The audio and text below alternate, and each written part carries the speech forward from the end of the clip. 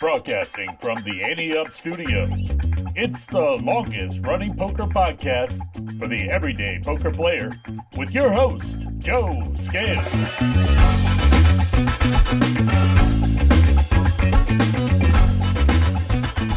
Hello, A-Team, and welcome to the Ante Up Poker Podcast, where every hand is an opportunity, every player is a friend, and every episode is a winning experience. I'm your host, Joe Scales, and let's start with Happy Halloween. I have to say, though, this video podcast journey has been an absolute blast so far. It's been fun connecting with you, quote-unquote, face-to-face. It's been nice on the Hand of the Week to be able to put the cards up on the screen. That's cool. Of course, I'm still tweaking a few things here and there, but I'm probably going to be doing that forever, if I'm being honest. And a quick update. Our Patreon games are scheduled. They're going to be November 6th for the Hold'em game, and the mixed game will be on November 20th. I haven't quite decided what the mixed game will be yet, but I'm sure it's going to be a good one. We had to put them on those days, though, to work around our trip to the Ante Up Poker Podcast at the Venetian in Las Vegas coming up the 11th through the 17th. We've also been hearing from a bunch of listeners that are going to be out there. They've been sharing their itinerary while they're out there. Elle and I are just so excited and cannot wait to meet up with you guys. It's always great putting faces to names and sharing laughs with you guys around the table. So I'm looking forward to that.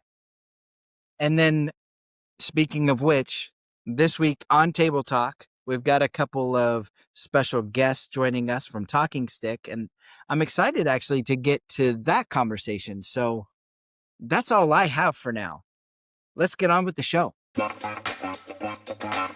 Find out what conversations are happening around the poker table with Table Talk.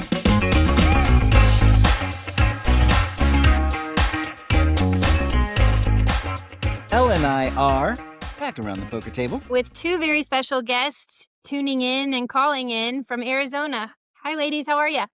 Hello. Good morning. I'm Michelle McGinn, poker manager at the Arena Poker Room at Talking Stick Resort. And I'm Molly Brentlinger. I run the tournaments here. We're so excited to have you, and what a background. I think you mentioned that you're not necessarily in your tournament area, but your room behind you is stunning. I've done a little snooping on your website and looking at things. Very jealous of just your landscape and your drive to work, because I can only imagine showing up every day there. It is gorgeous. Absolutely. It really is. And our ambassador, Dustin Scara, speaks very highly of your room and the people playing there. And so we're most excited that you're joining us today. Yeah. Well, thank you very much for the opportunity. You couldn't have picked a better person. He's a very class act. So. He is.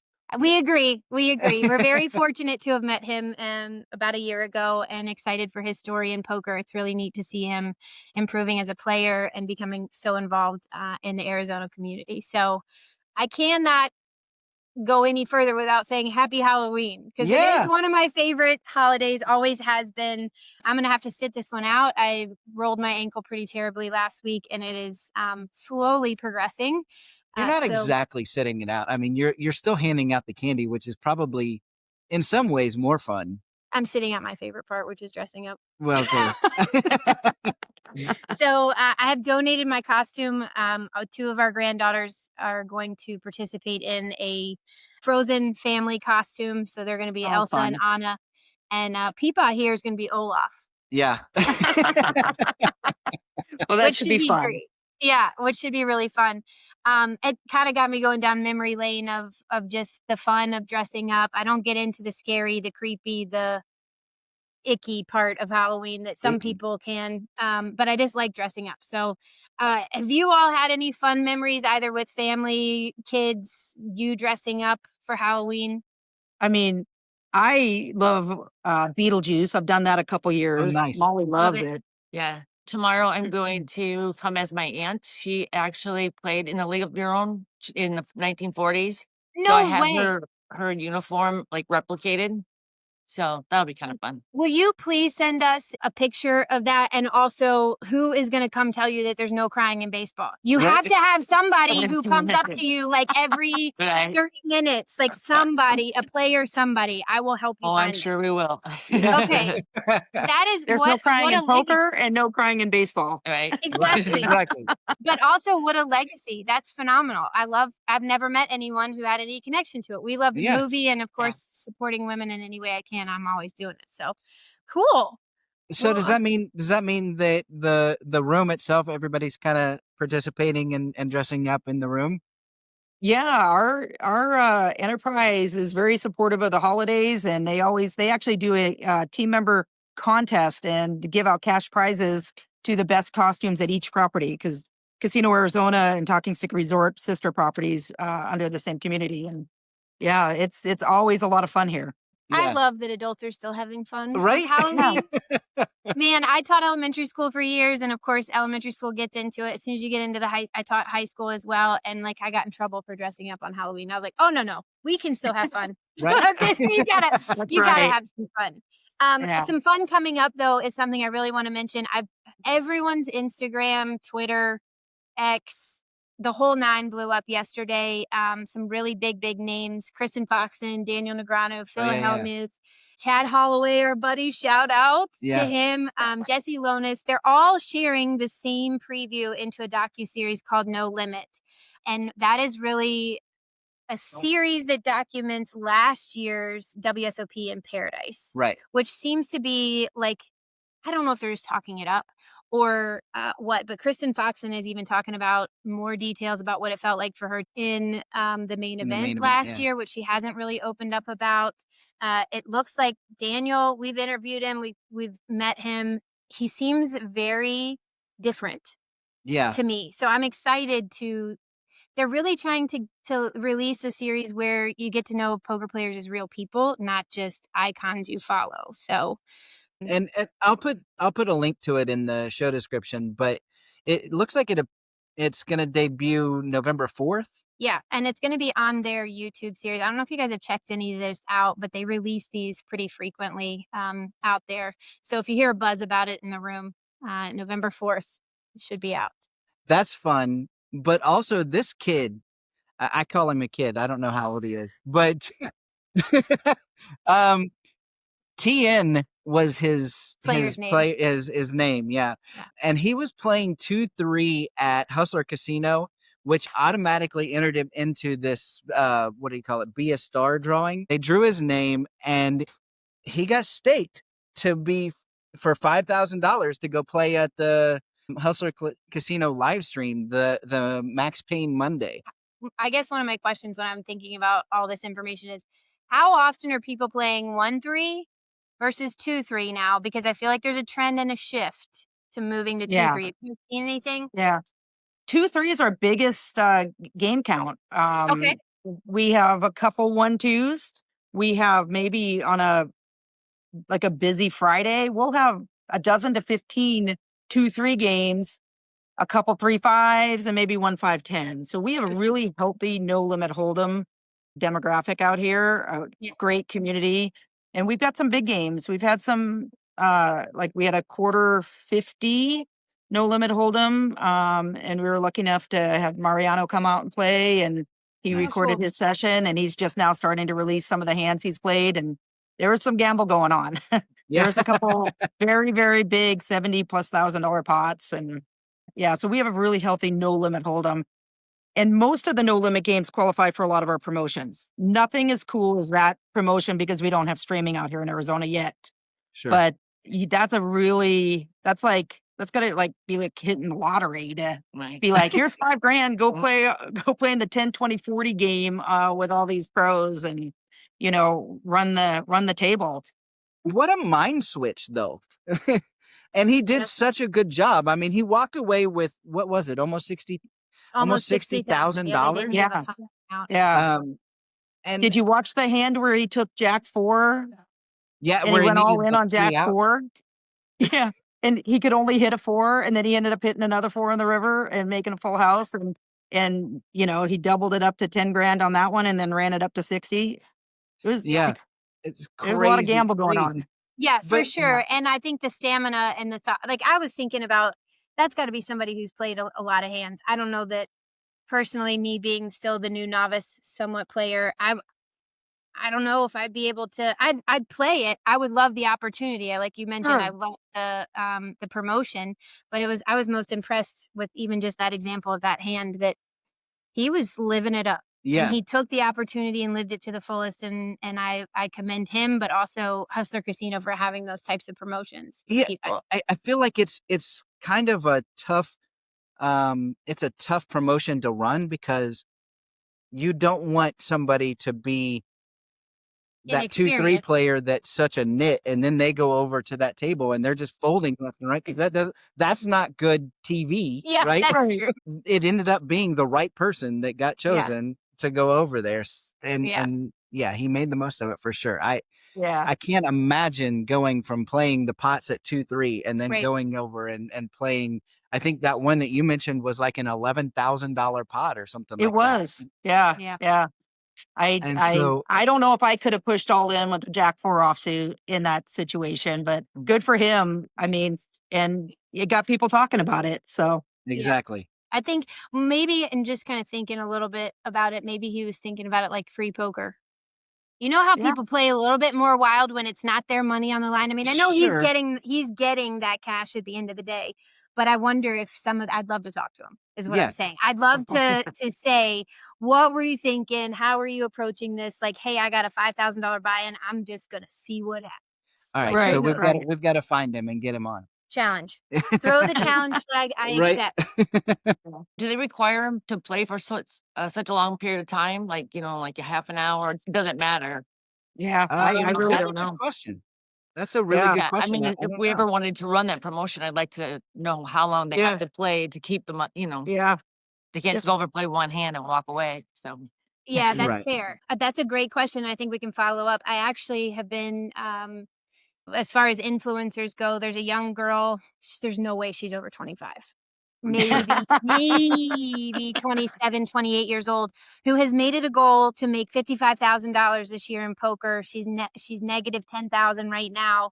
And just it's Yeah. following her story. She's Yeah. documenting her story of what she's doing to improve her play, what she's doing to step away from the table. But she plays, and I think she even commentates for Hustler. There's Oh, a does she? couple of places that she Oh, does that's interesting. commentate for the live stream, so I'll be sure to reach out to her and see if she writes back. Yeah, See if some that's of that. interesting. Yeah. I'll send you her name too if you wanna follow along, because Yeah.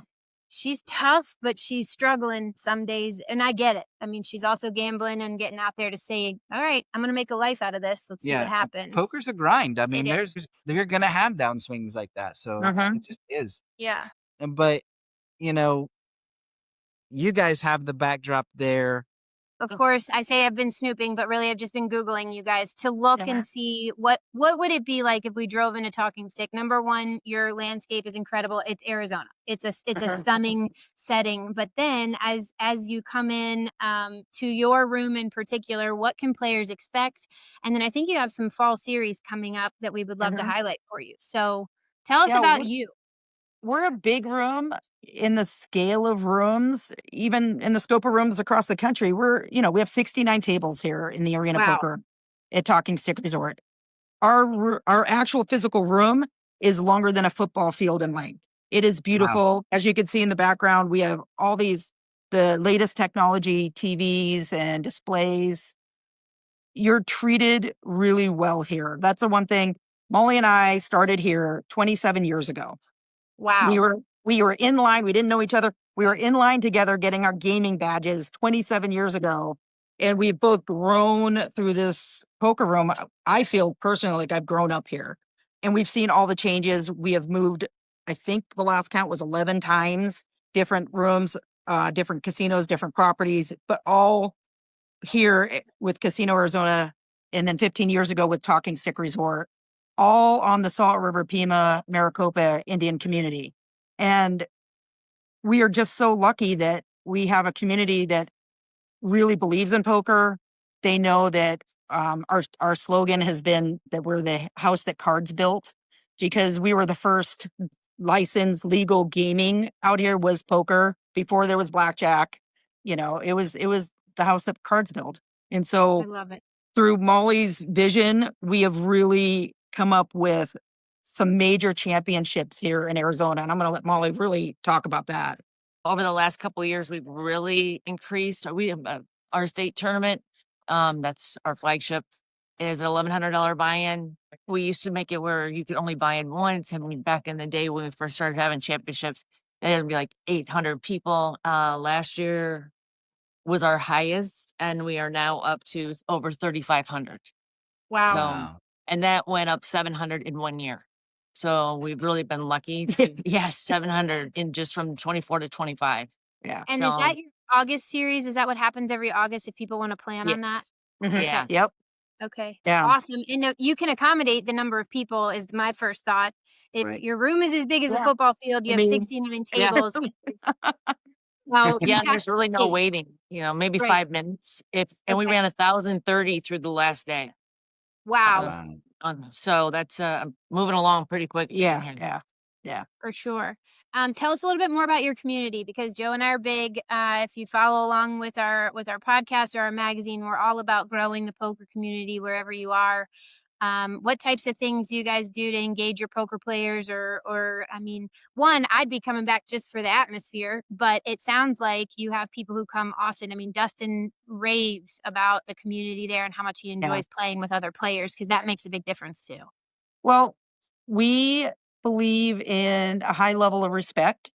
Both our team members that work here and the players can all be expected that they're going to be treated, honestly, for me, like family. They're going to be treated like a guest when they come in here and play. We're a very big room, but we remember people and we have a very, very healthy tournament community. Our low limit players that play for all the promotions, they've been playing here for 27 years too. I mean, I know some of their wives and grandkids and kids and all of that. And it's wonderful to kind of see all these people through the years. Our high limit is off the charts healthy. We have probably some of the best mixed games in the country. I'd put our mix players, our high limit mix players up against any other poker room for consistent cash games.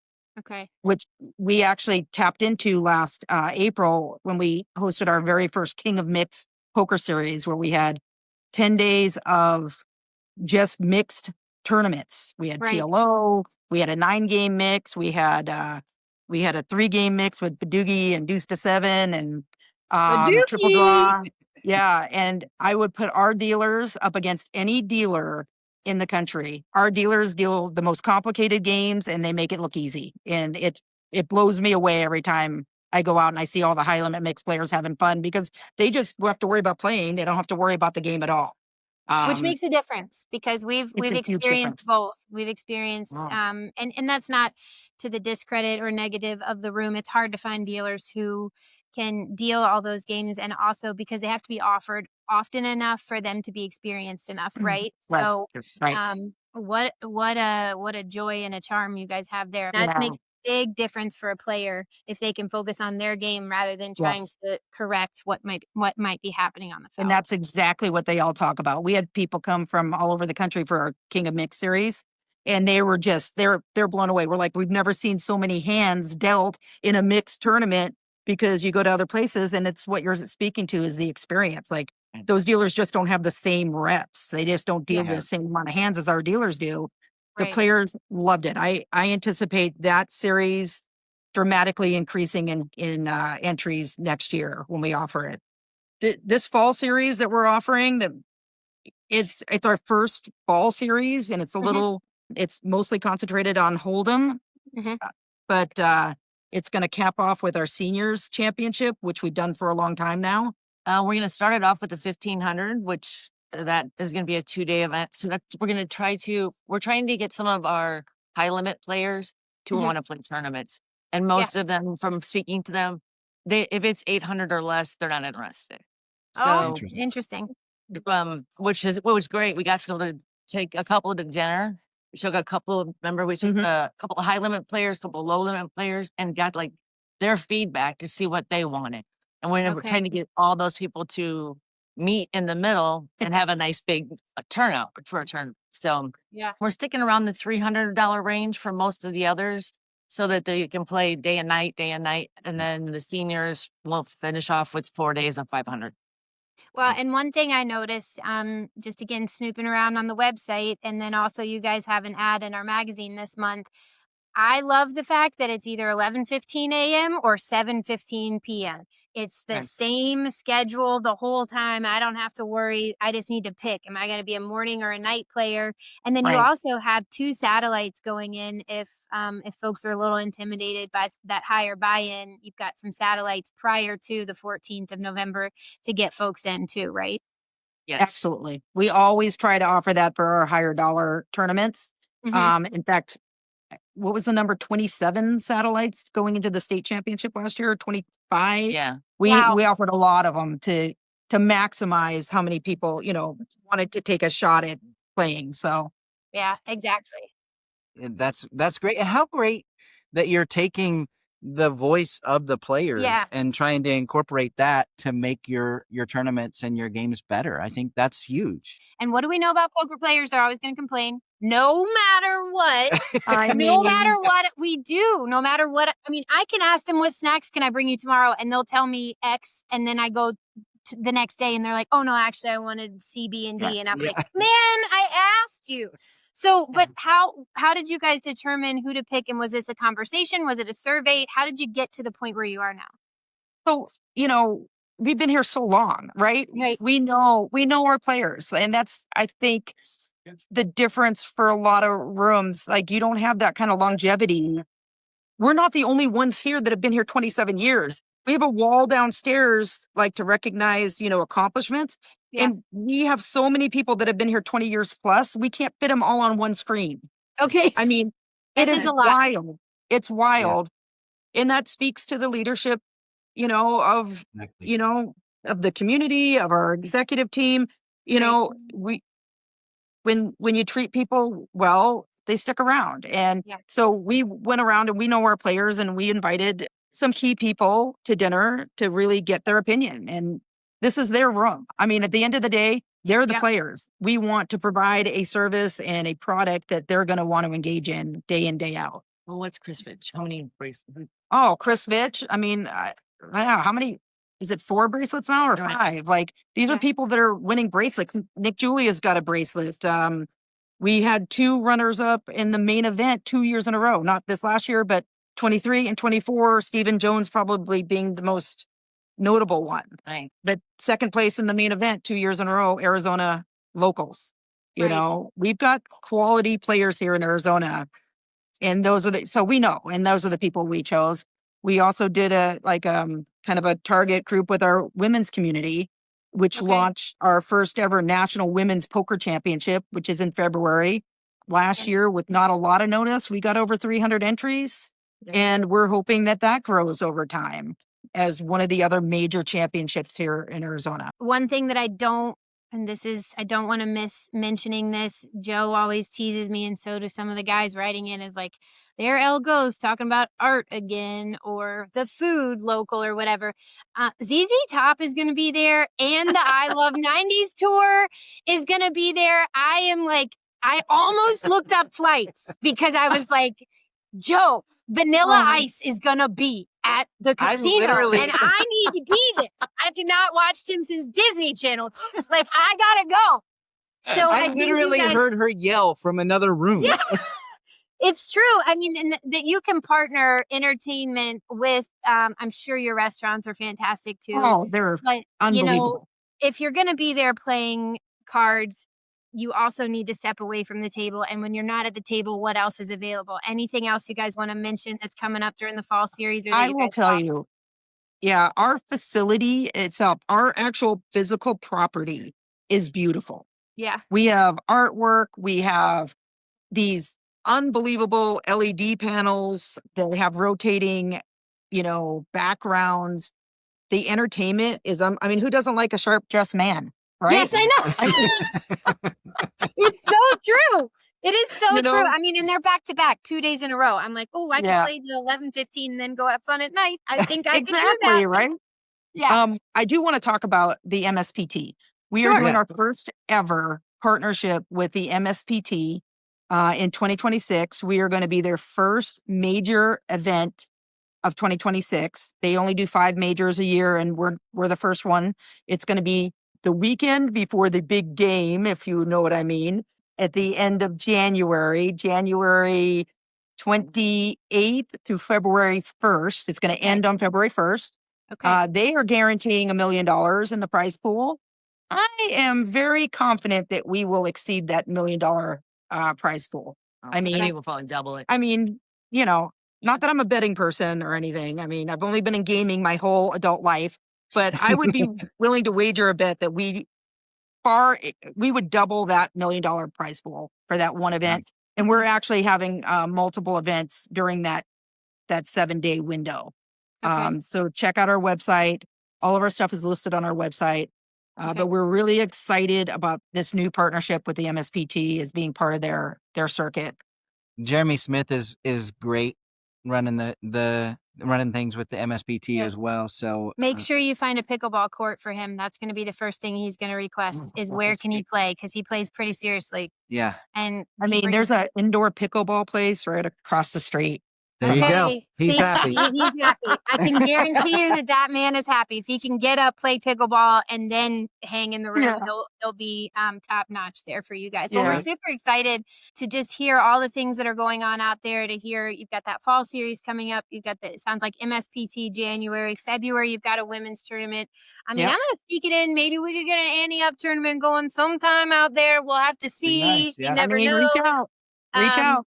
We will. And one of the slogans I'd love to end on is your skills, your strategy, your series. I love that is advertised on your website because it's the truth. It's whatever your players are bringing out to the table is how things go.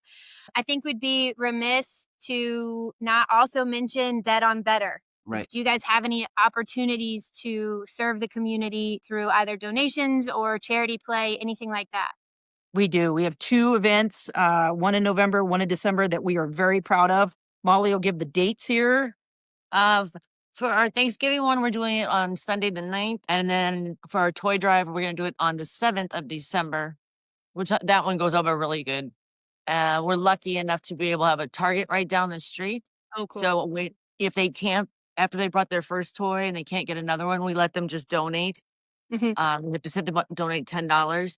And then we go down after the tournament and buy like the nice $40 and $50 gifts for the older kids. So it actually turns out to be really cool. So the November event is a turkey. We call it a turkey drive. You can find all the information on our website, but we raise money for local food bank. And then in December, we do a toy drive tournament, which raises both actual toys, a new unwrapped toy, $10 or more, and an entry fee, small entry fee, it was $60.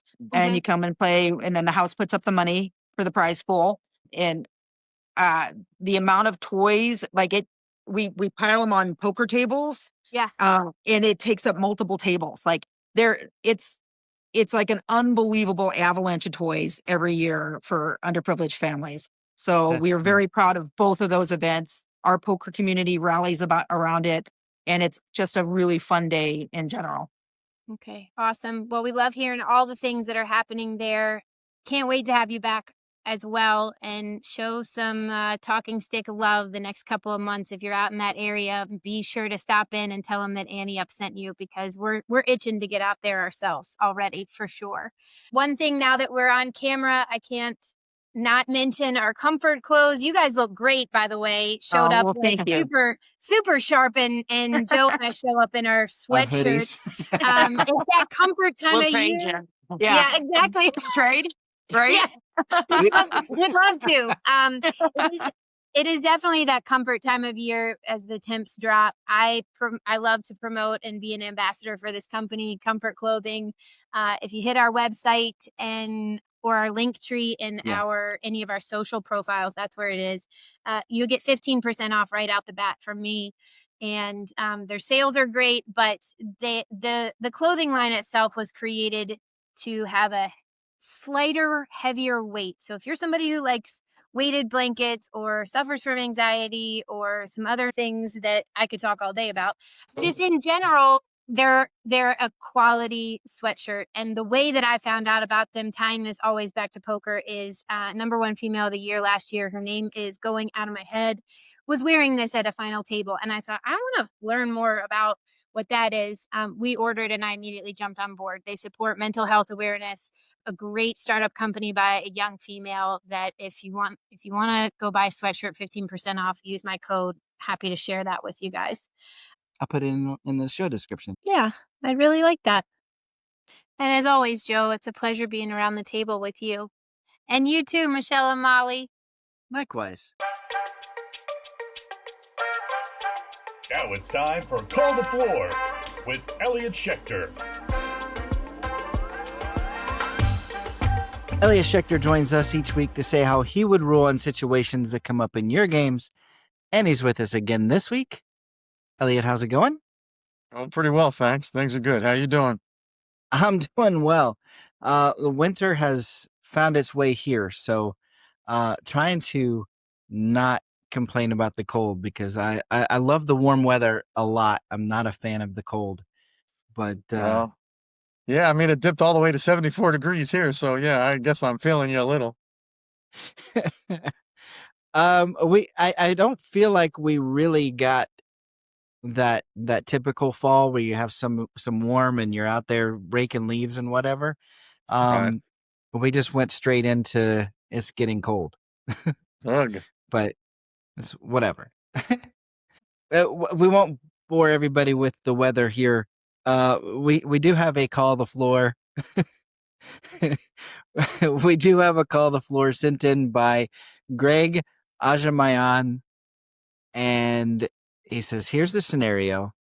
Blinds are 1,000, 2,000. Action goes around the table. There's some folds, some calls. The small blind throws in a 10K chip on top of his 1K small blind.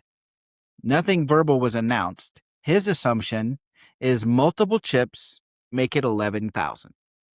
The opposing opinion is that it was a one chip call. So Greg wants to know, what is the correct call and does it differ at different venues? It shouldn't differ at different venues. Now, 1,000, 2,000 blinds, the blinds are generally 500, 1,000. Person throws in a chip. If they do so silently, they're merely calling the remainder of the bet, which would be 500. It doesn't matter what kind of chips they have in their stack. If they could have just called with a 500 and placed a bigger chip, if you do so silently and without letting anybody know your intention, you are assuming to have just called as if you had no chips in front of you, out in front of you as a bet. So that part is simple.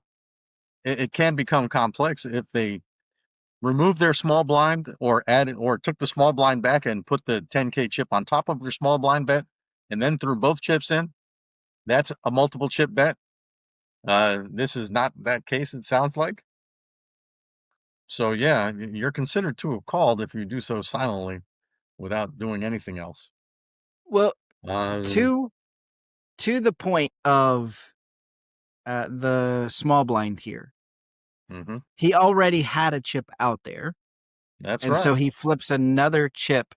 So he's in his mind, playing devil's advocate, in his mind, Sure. I now have two chips out there. So it's not the same as a one chip call.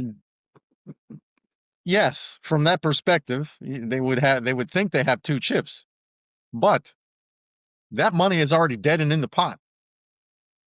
So it is merely half of a big blind to call, in which case they Right. have placed more chips in the pot. I see where they're coming from. It doesn't matter. They didn't make their intentions clear. We're not going to assume that the release of a big chip into the pot is a raise in every circumstance, and in almost no circumstances is it a raise. If they were in any other spot at the table, they were merely calling the bet. The same principle has to apply there too. They had a chance to make their intentions clear, and they chose not to do that. We can't assume anything. So, and I know we're going to get there eventually, so let's just go ahead and get it out of the way now. Just verbalize what you're gonna do. Verbalize what your plan is. It's not hard. Or, I mean, if they were down to only 10K chips and above, that's a problem. But again, there's other ways to make it clear. If they wanted to bet more, they could have placed a lot of chips in the pot.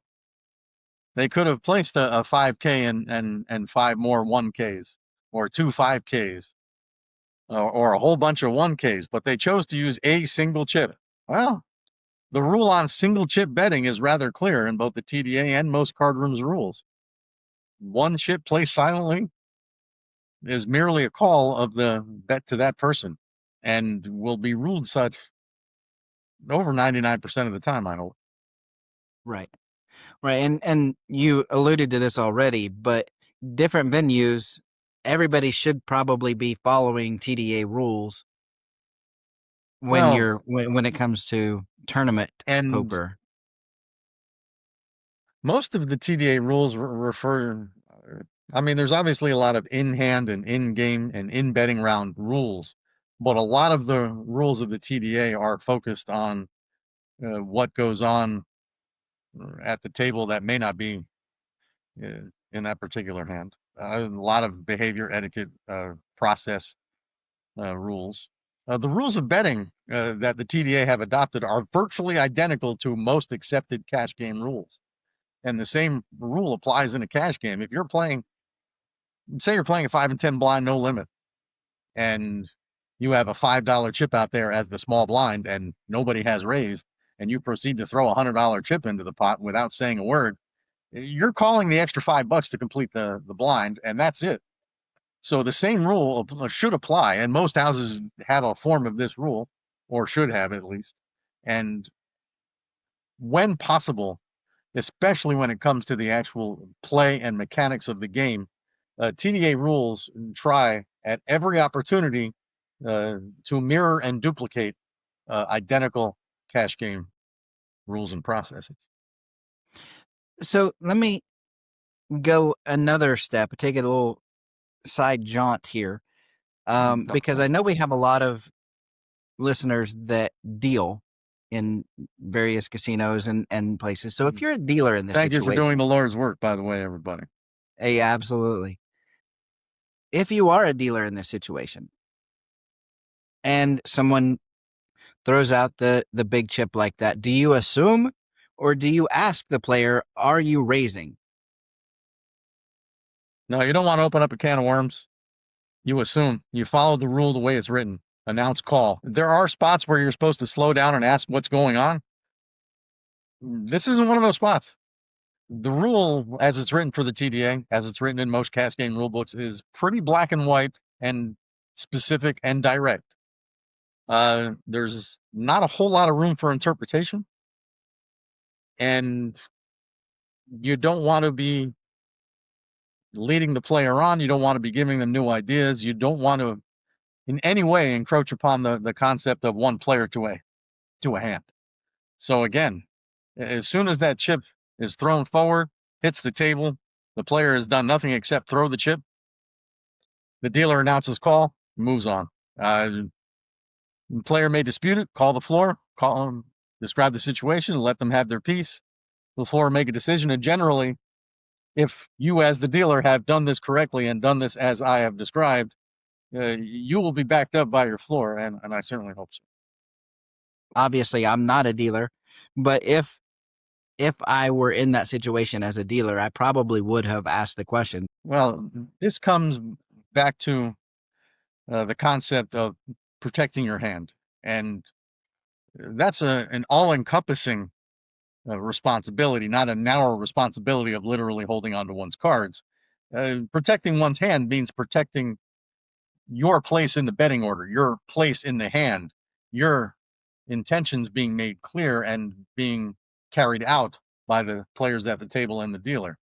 The players are responsible for paying attention. They're responsible for knowing when it's their turn. They're responsible for when it is their turn to actually act correctly. So as the dealer, it's not our job to assume. It's not our job to interpret or intuit somebody's thoughts or intentions. it's our job to let their actions speak for themselves. They're the ones playing the game. They're the ones who are supposed to know what's happening, are supposed to let everybody know what's on their mind. And when they throw a chip out, they've made their intentions clear that they are acting on their hand. And a Right. dealer should not think anything else other than what they have actually witnessed. Two big expressions in the game: the cards speak for themselves, the bet speaks for itself. Those are very important. And sometimes you just got to let it happen. The bet speaks for itself. He threw the chip, we're done. Right. Keep it simple. If a player wanted to do something else, they could have done something else. Right.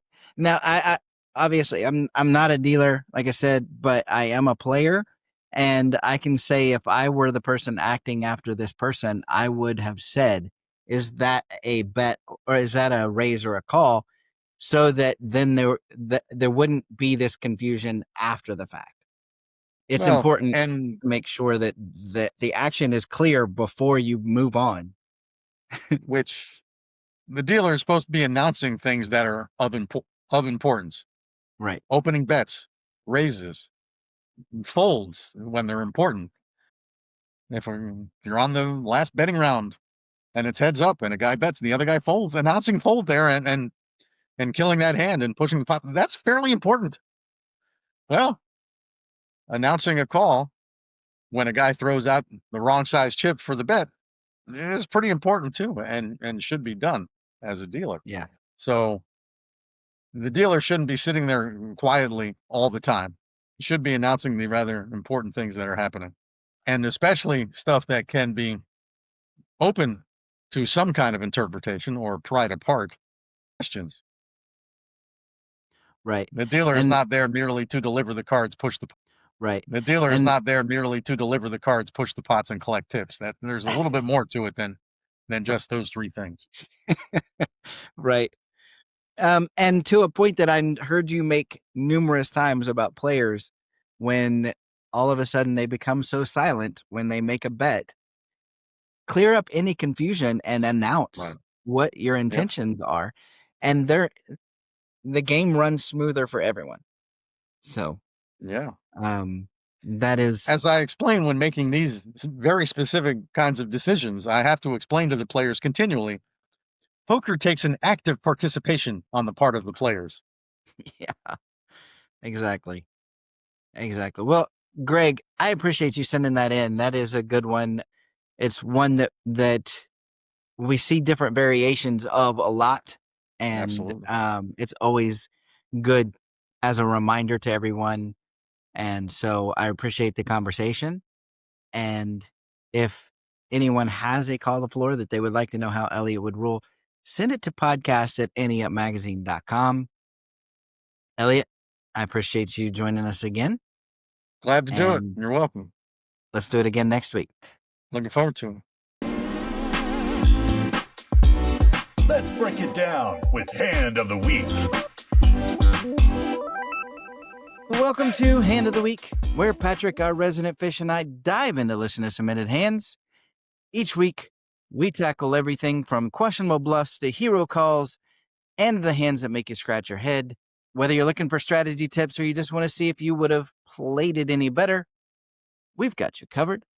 Patrick, how's it going? Pretty good, my friend. How are you? I am good. I got a question for you. What are you rocking? This is the comfort hoodie that Elle got me. It is super. It's super comfortable. If you want one, we'll talk to Elle. She can get you one because she's a comfort ambassador. So we'll get you a hoodie that way. If any All right. if any of the listeners want one, hey, she's got a code. She can get you hooked up. Listen, as they're seeing this, they're gonna think twice. It looks very nice. Yeah, it is. It's super comfortable. It's one of my favorites, actually. So I have a question for you because I heard a funny story. All right. What kind of funny You were story? out and about, and a kid asked you how tall you are. You remember this story? Yeah, I remember this story. I lived it.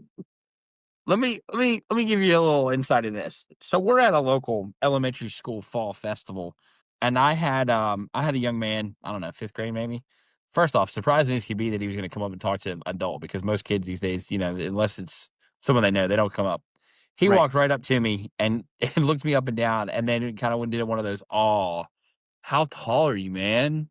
And I was like, "I don't know, like 6'6", 6'7", and he goes, "Ha, 6'7", with the stupid kid hand thing, and every single time I saw him for the next 2 hours, he'd be like, "Hey, 6'7", man." That's funny. And Yeah, it was, listen, my kids got a huge kick out of it. Kids around him got a huge kick out of it. It's one of those, every generation has things. I mean, I feel like these new generations, I don't wanna say they suck because we haven't really figured out what they're gonna be yet, but they've got some weird ones, so, but, no, you know what's funny though? Speaking of low numbers here, so, that's gonna be my new, I don't know if it's gonna be my lottery number or maybe it's gonna be I'm gonna start playing 6-7 suited again, we'll see. Um, but I was playing a game the other day online, and you'll appreciate this, sort of. You'll get on me for one thing, but you'll appreciate the rest of it. So I've got 3-5 unsuited sitting on the button. okay, Uh, First off, I'm assuming you would agree that I probably should never be in that hand. It should just be a fold. correct. Okay, well that's false. We want to see a lot of hands over here, Joe. So I call, and then we all get raised 3 times, and I'm like, you know what? I don't belong in the hand anymore. I'm gonna fold it. Flop comes See, out. 4, 5, 5. Sitting there going, "You gotta be kidding me." And then turn comes out. Another 5. River yeah, comes out, it's like an 8, I think, 9, something, and the 2 that ended up staying in it ended up splitting the pot. They had a full house with 4s and 5s, and I would have taken them everything that they wanted. But you're gonna tell me that I didn't belong in the hand, and it was a good fold, but it should have been, 1 round earlier. I should have never even called. correct. You Okay. lost Yeah. money that you Okay. didn't need to. Yeah. Yeah. Kinda figured. Yeah, you can't be results oriented. You have to be willing to let those go. Sometimes, even you're folding 7 deuce. Yeah. Sometimes the flop comes with 3 sevens on it. It just happens, but Yeah. it's a good fold, and you're gonna lose more hands like that than you win if you keep calling with garbage. So Yeah. yeah, you did the right thing eventually. Eventually. I lost less than I could have, but I should have lost none. Yeah, correct. Yeah. Okay. Well, let's see what happens in this week's hand of the week. I like it. It's sent in by Vince Paul, who is playing 1-3 no limit at the live casino in Maryland, which which is close to, but also not Baltimore, which last week we did a call the floor sent in by Vince, and he played at the MGM for that and brought this up. I made the mistake of saying Elle and I would be playing in Baltimore.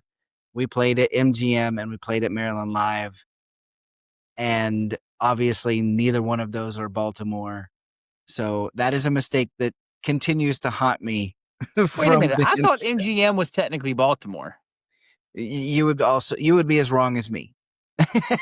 What is it considered? DC. Seriously. Yeah. I was told to just say we were going to the DMV. I obviously made the mistake. I will not be making the mistake again. Oh So God. The boo birds are coming out. All right. So Vince is playing 1-3 in Baltimore. not in Baltimore. And not Baltimore. Okay, not Baltimore. And he says the table is pretty calm, minus 1 aggressive player that's a regular. He says that he is playing somewhat aggressive also, but still disciplined and making correct reads. He says, I have a solid table image and feel like I'm on my A game. Okay. I bought in for $300 and am currently sitting around $750 in the small blind. I don't know how that feels, but I bet it's a nice feeling. The action folds to the button, who raises to $10. Okay. And he says the button is a very tight passive player. He's been slowly bleeding chips and is currently short stacked with less than $100 in front of him. And I don't believe he's raised a single hand thus far. I look down at the king of spades, 10 of clubs. What do you think, Patrick? Well, I mean, my first inclination, given all that background, which is awesome. Thank you, Vince. A tight passive, bleeding chips, we don't think is raised at all. Part of you just says, okay, well, my first gut instinct was call, see the flop, and then unless you're right on it, just get out. Okay. It's pretty much where I'm at.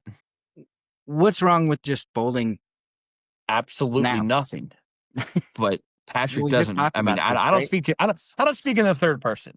But one might describe me as a I wouldn't say aggressive, but I play a lot of hands. No, there's absolutely nothing. There's no reason. I mean, if that's suited, I think I have a little bit harder time folding. I mean, maybe, Fair. but it's still king 10. Yeah, king 10 unsuited against a player that we were probably banking on the fact that he finally hit his first ace king. Why not just walk away and just play another hand? Yeah, we're in the worst position possible. Yep. Facing a raise from a guy that never raises, very tight, super short stacked. We're playing our A game, right? So why not? Here's the read. Fold it. Yeah, just get out of this one and take the money from the loose players later. That's what I'll probably catch some crap for this, but I'm just folding it. It's not that great of a hand, and we're against the super tight, short stacked player with the big blind still left to act. I'm good. Toss it in. Yeah. I think I play this under two circumstances. One, again, if it was suited, fine. I hear you out. Or two, if it's really early in the game and I really haven't. I mean, I may have that read on him, but I don't have a full. But obviously, Vince has been playing for a little while. Fold the bad boy. I'm good with that, 100%. Yeah, the other option, not one that I'm even considering, but another Don't even option. say it. Don't even say it then. Don't even say come over the top. You could just go ahead and put the other player all in. Maybe you get it isolated to where it's just the two of you and you get lucky and hit the cards. You're only going to lose $90. You could also follow a clown with a red balloon into a sewer. Yes, you're right. You could. And if that's the way you want to go about it, by all means. I'm not doing that. I'm not doing it. I'm just saying that's another option. Playbook. I feel like that's better than calling. Agree. But I'm folding. I'm done. I'm tossing this in. Vince says, I would have probably raised here if it limped or folded to me, but because the tight player raised, I simply make the call. The villain in the big blind raises to $35. The villain has me covered with a stack of about $900. This is the other aggressive regular. He has the highest frequency of raises and 3 bets and wins most pots before they reach showdown. However, he usually telegraphs his hand strength with his bet sizing, and I think I've been spot on with my reads when I'm in a hand against him. Whenever I've folded to one of his overbets or a river raise, he asks, "What did you have there?" To which I never respond, but instead say, "I think you had the winner." The button calls, and it's on us. The button does call? Yeah. Then I'm out. 100% fold. Now, I will say this one, Joe, tell me if I'm wrong, but if the button folds and I'm going up against Mr. Aggressive over there, Yeah. I might play. I still may fold, but I might play. Yeah, maybe. Two-handed, I'm good. Yeah. Three-handed, excuse me. I can three-handed. definitely make that case for sure. Yeah. Here's the other side of that, though. Here's the devil's advocate side. And I've talked about this before. This idea that we can outplay the bad players every hand is going to get you in trouble. Yeah. So you don't need to do that either. Just let it go and and move on. So basically, I've folded this hand pre-flop twice. Yes, I agree. Vince says, I'm still confident in my ability to navigate this hand post-flop, so I call as well. That means that there will be $105 in the pot, and the flop comes Queen of Diamonds, 10 of Diamonds, 2 of Clubs. We made second pair. Yep. What do you think? We should have been out of the hand a few minutes ago. All right, we make second pair. There's 2 diamonds on the board. We haven't been the aggressor at any point. If we're still in this hand, I'm not betting here. Right. I'm definitely checking. Yeah, I want to check and see what everyone else is doing, especially that short proactively stack fold. on the button. So check and then reevaluate, I guess. Yep. Vince checks as well. Okay. And the big blind c-bets to $30. The button does fold, though. Well, he had 8. Well, I was going to say his first ace king is what I said earlier, right? But if he's got ace king, he's got straight draws. So he maybe, I don't know. Yeah, but maybe he's just that passive. I don't know. Okay. If button folds and it's only a $30 seed bet, I'm still playing. I call. Yeah, it's such a small bet, right? Yeah. Think we can see the turn because of, like you said, the button folding. I mean, I guess a lot of times when it's a small bet like that, it's going to be just a probing bet to see what we have. Yeah, but in that case, a call's not going to tell him much, you know? Yeah. Yeah. It's really not. So. Yeah, I can call and see how the turn looks for sure. So was that 165? Well, it probably would have been, but Vince raises to $85. Wow. He says, my thought process is I'll know if I'm ahead or behind depending on how he reacts. And I actually thought about that. I almost said it. But I stopped. The reason I didn't go that route was because I didn't want to get shoved on and have to fold. Yeah.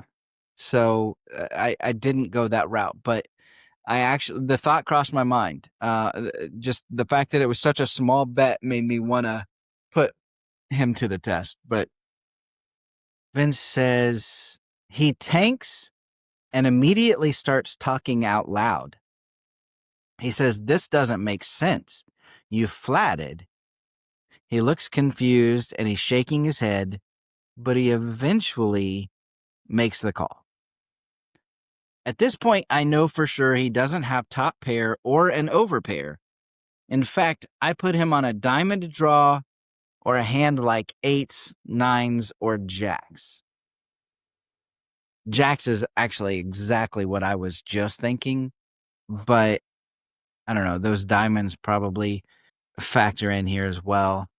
Yeah. I mean, ace 9 of diamonds, ace 8 of diamonds is definitely right there in it. Probably not pocket 10s because we have one of the 10s. Right. Probably not queens. I wouldn't think so either necessarily. I think you do a little bit more of this than a seed bet, although, you know, that's in the realm. Yeah.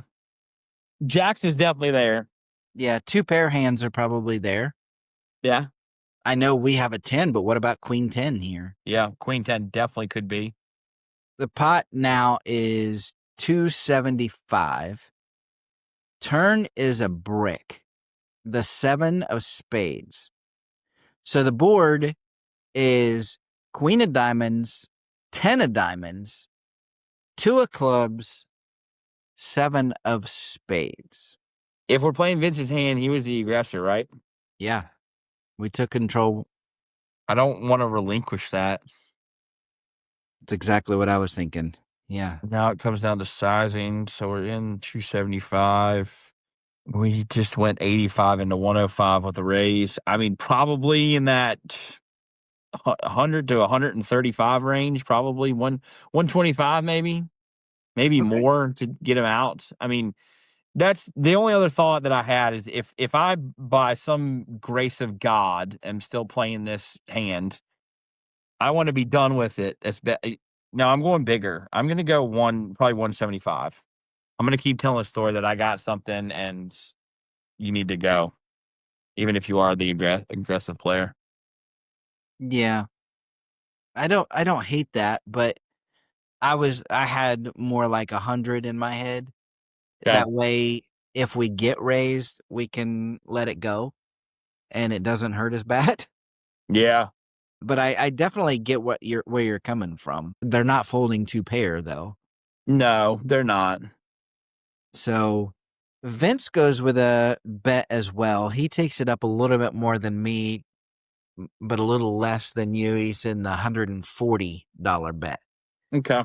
He says, attempting to represent 2 pair or better. Villain takes some time again, but eventually makes the call. Interesting. So the pot now is 555, and the river is the Jack of clubs. So Queen of diamonds, 10 of diamonds, 2 of clubs, 7 of spades, Jack of clubs, and we have the King of spades, 10 of clubs. I don't like it. I don't like anything about it. It's just the wrong play. But if I, as I just said just moments ago, if I found myself in this hand by the grace of God, I would probably check What makes you think it's the wrong play? because we've been telling a story, and I think the only way that I get out of here with a W at this point, I mean, I could be wrong, but my take is the only way I get out of here with a W is to come strong again and hope that they've missed on their draws across the board. I don't think it's the wrong play. Okay. I think we can just check here. It does open the villain up to being able to bluff at this. Yeah. However, King 9 is a straight. 9-8 is a straight. Yep. Ace King is a straight. I mean, the only saving grace here is that the diamond draw didn't come in. I think, And you got 2 overcards that are merely very meekly pair of tens. true. So I can check and then see where we go from there. Like if they check, then we probably win. If they bet, then I can judge things on the sizing. Like if it's a small enough bet, we can call. If it's a medium-sized bet, we try to get some kind of physical read. Like, do they look confident or concerned or, whatever? And just kind of make a decision on that. If they bet really big, that's where actually it becomes more of a question. Like, if they bet really big, they're polarized. Like, it's either the nuts or a really strong hand, Right. or nothing. So I want to check and watch their behavior carefully. That's what I'm saying. Okay. Vince says, I think for a short while about how I would play this with 2 pair or a set. Then bet $350, attempting to stick to my story, like you said. Yeah. And our villain snap jams all in. Oof. Whoop whoop. That's pretty gross. Yeah, I don't like yeah. I mean, the problem is we essentially have a bluff catcher. Yeah. So I just don't think we can call. There's no way. There's no poker to be played here. We are either saying they're bluffing, or we have to get out of the way. We can't get them to fold a better hand. They're all Right. in. They're in. Yeah. So I'm folding. Absolutely. I think, and I have not kept track, but I think that's your 4th fold of this hand. It's probably true. 2 pre-flop, 1 on the flop. No. We decided we were going to play the flop. Yeah, Then I was playing it because the button folded. yeah. So it's just my 3rd fold of the hand. Okay. Yeah, I think at this point, Vince, I really hope that we're about to find out that you went ahead and cut your losses on this one and worked your stack back up. But I think, yeah, I think Joe's absolutely right. I think you're just rocking a hard place here. Yeah. Vince says, I take a deep sigh and under my breath say, you have ace king. Villain must have heard me because he says, what? With shock. I repeat it a little louder. You have ace king. I can't beat ace king. I fold. The villain then smirks and says, you want to see? To which I respond, I know you have ace king. That's the only hand that makes sense here, but sure. Villain reveals the ace of spades, king of clubs, and I simply say, nice hand, while shaking my head. Multiple people at the table say, wow, what a great fold. My read was right all along, but I still took a huge loss. I walk away like I've just taken a bad beat, and when I come back, the villain immediately asks, what did you have there? As he does, right? That's what he said he does. I mean, to be fair, I think I was ahead the whole time, he says, and you were just trying to get me off a better hand. So Vince says, now I enter theatrics mode. Even though the hand is over, I'm not giving him the satisfaction. I tell him I had a set, and he says, well, there's no way you have pocket queens there since you flatted the raise pre-flop. I say I had pocket tens, and to think that you were ahead the whole time with ace high is crazy. I could have just as easily had queen 10 or even pocket twos. Another table mate says, of course he had a set there. Why else would he bet the river? And just because I'm still annoyed, I say to him, you could have just called and seen my hand, but you got greedy. There was no need for me to give you the rest of my chips. The villain went silent, reflected, and says, yeah, I might have misplayed that hand. I lost the chips, but won the mental game. I'm wondering if you guys think I should have sized up on the flop or turn to get him off his hand, or perhaps I just ran into a brick wall and should have just completely given up on the river. I don't know. You want to take this first? Sure. I mean, on the flop, a check call, I think, keeps the pot more manageable. Yeah. So no, I wouldn't have sized up there. Maybe you get them to fold, but they're obviously sticky in this situation. So on the turn, I think your sizing is good as well. That's enough to represent sets. I think an aggressive, somewhat wild, aggressive player with ace king with that board, it would take a lot for you to get him off of it, I think. Yeah. Yeah. I don't think, I think you're running into, as you said, a brick wall there. I think probably rather than raising, you should have just called and kept the pot more manageable. That's probably where the mistake is more than anything. But for the mental game, you just take a perfect score, like 10 out of 10. That's a 10 out of 10. That's the type of long game psychological thinking that is going to pay dividends later for sure. But I appreciate you sending that in. Yeah, that's a good one. And if anyone else has a hand of the week that they would like to know how Patrick and I would break that down, send it to podcast@anteupmagazine.com.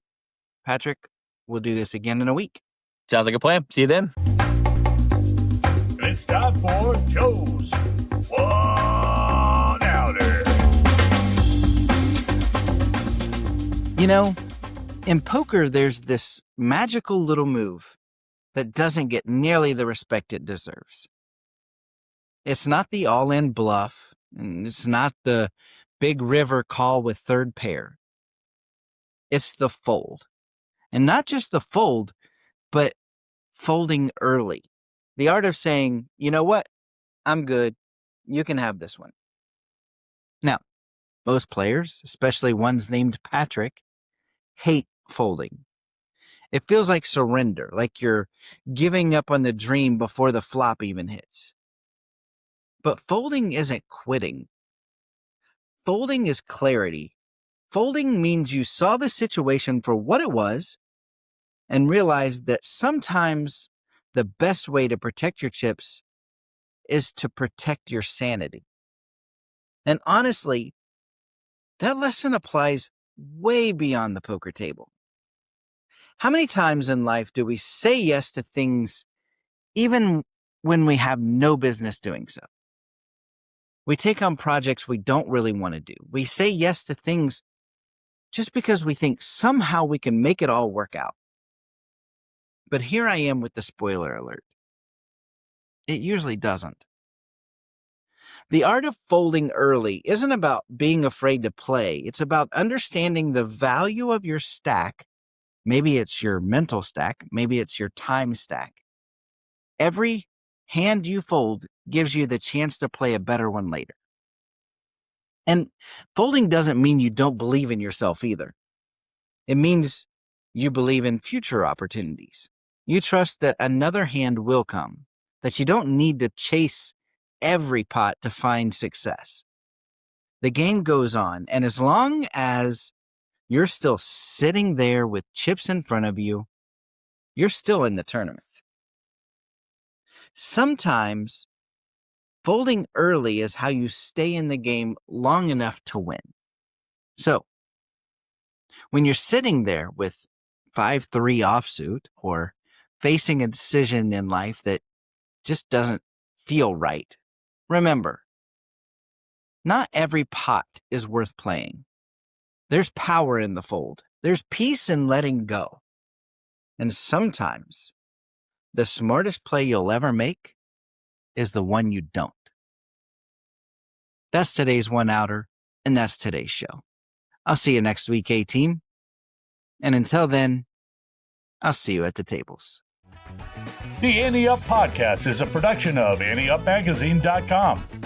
Contact the show at podcast@AnteUpMagazine.com or call the show at 540-339-7741. If you'd like to advertise, send an email to editor@AnteUpMagazine.com.